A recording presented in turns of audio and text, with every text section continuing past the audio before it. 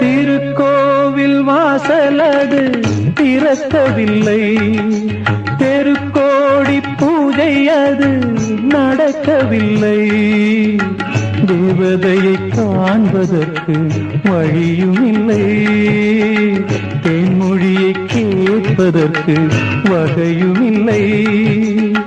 காதலில் வாழ்ந்த கன்னி மனம் காவலில் மாடையில் கன்னி விடும்.